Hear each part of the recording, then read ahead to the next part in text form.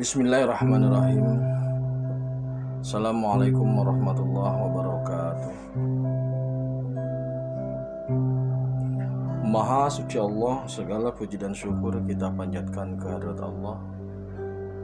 Semoga kita selalu dalam bimbingan rahmat dan ridha Allah Subhanahu wa ta'ala. Subhanallah walhamdulillah astagfirullah wa Allah akbar.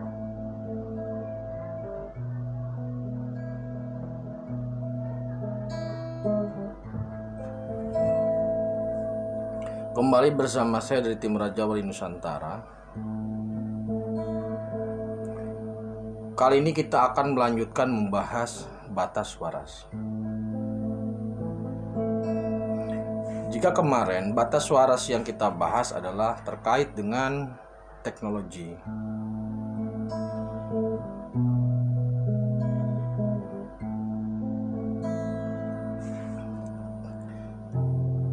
Saat ini yang akan kita bahas batas waras itu adalah terkait dengan sikap.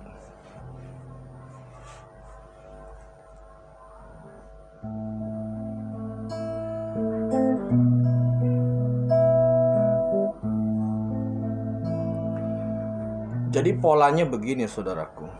Kita akan kembali sedikit mereview terkait pola kenapa terjadi batas kewarasan.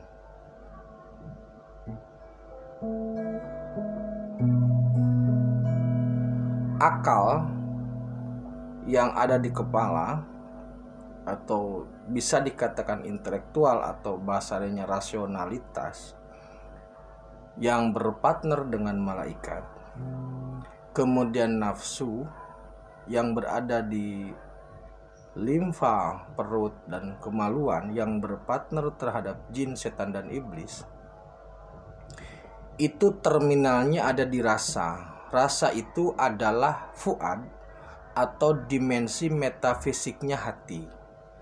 Jadi dalam hati ada dimensi fisik yaitu liver, ada dimensi metafisik yaitu feel atau heart. Nah, ini dimensi fisik dan metafisik. Nah, rasa atau jiwa itu dimensinya di situ, di fuad atau di dimensi metafisiknya hati. Sedangkan dimensi teologis hati adalah ruh dan nafsul mutmainnah atau dalam bahasa lainnya kolbun. Nah, batas waras akal yaitu terjadi ketika akal itu dilemahkan dan dorongan nafsu itu maksimal.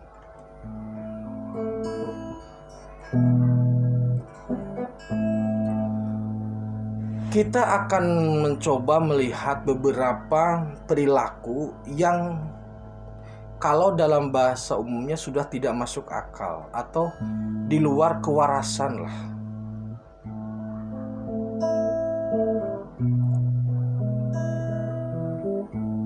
Batas waras ini merusak ketika umpamanya akal sudah dilemahkan, kemudian dorongan nafsu yang begitu maksimal atau tinggi, keputusan pengambilan sikap yang didorong oleh rasa yang dominan emosionalnya daripada rasionalnya, ini yang mengakibatkan nanti pengambilan sikap itu cenderung salah atau emosional.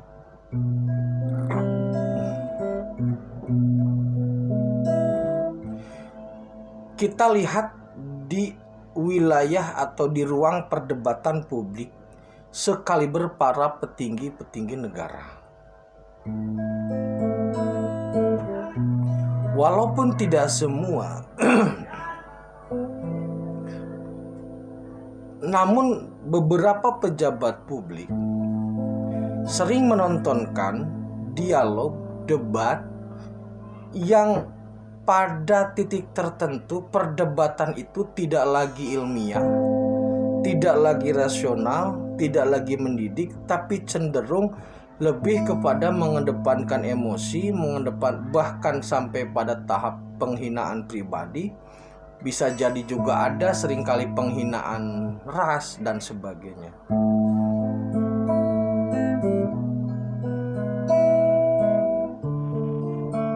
Nanti ujung-ujungnya minta maaf, ujung-ujungnya minta maaf, ujung-ujungnya minta maaf. Nah, dalam dimensi yang lain ada momentum ketika seseorang mengambil sikap yang salah akibat dari mentoknya kemampuan otak dan tingginya dorongan emosional. Semisal sampai pada terjadi pembunuhan. Ini bukan rahasia umum. Gara-gara tidak dikasih uang, gara-gara tidak dikasih materi, tidak dikasih motor, diputuskan hubungan dan sebagainya, permasalahan sosial yang mengakibatkan dorongan emosi begitu tinggi sementara akal sudah tidak mampu mengendalikan. Akhirnya mentok pada batas kewarasan itu sehingga kalah oleh dorongan emosional. Pada akhirnya rasa kemudian miring lebih dominan ke emosional sehingga pengambilan sikap cenderung emosional.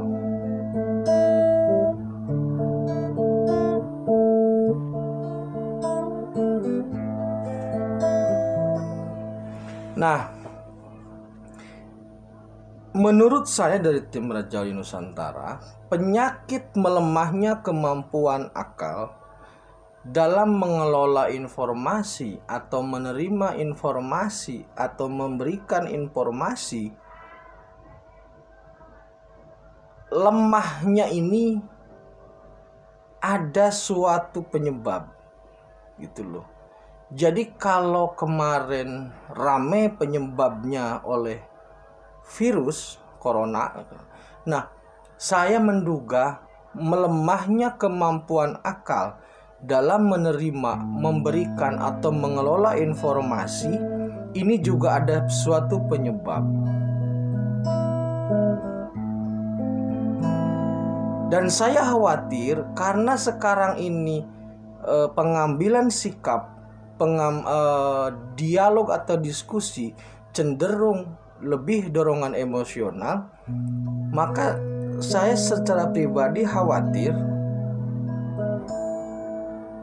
gerak manusia tidak terkontrol gitu loh. Dalam artian marah hina. Kalau marah ya udah dihina saja. Kalau kesal pukul, kesal bunuh. Itu berbahaya. Itu berbahaya. Jadi luapan-luapannya luapan emosi yang tidak sehat pada akhirnya.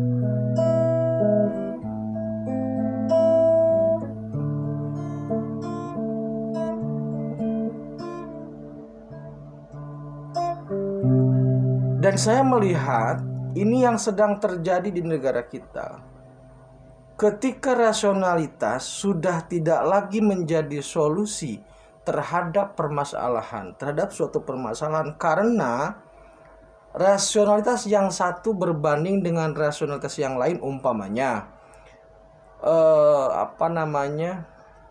bahasan tentang suatu hal ditinjau dari perspektif akademisi yang satu dengan akademisi sisi lain yang berbeda, itu pada titik yang levelnya sama, padahal cara pandangnya berbeda.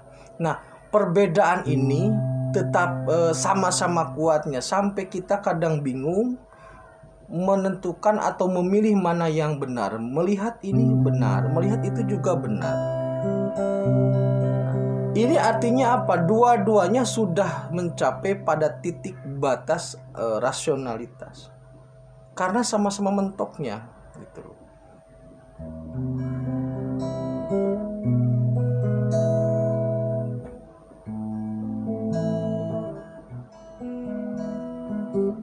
Nah, kemudian yang jadi pertanyaan, pelemahan fungsi rasionalitas atau fungsi otak atau mentoknya intelektualitas, rasionalitas, karena ada pelemahan di otak itu, kemudian dorongan emosional nafsu yang begitu besar, apa solusinya itu?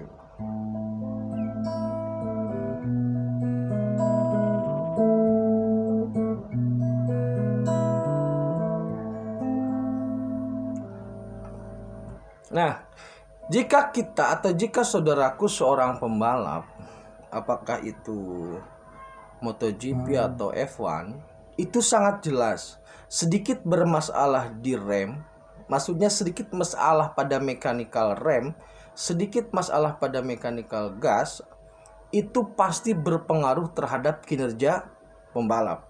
Nah, jika rem bermasalah, rasionalitas bermasalah, maka pengendalian terhadap diri, kalau seorang pembalap pengendalian terhadap kendaraannya itu akan lebih sulit. Akan lebih sulit. Sehebat apapun dia, ketika ada bermasalah dari aspek rem atau gas, itu pasti sulit pengendaliannya.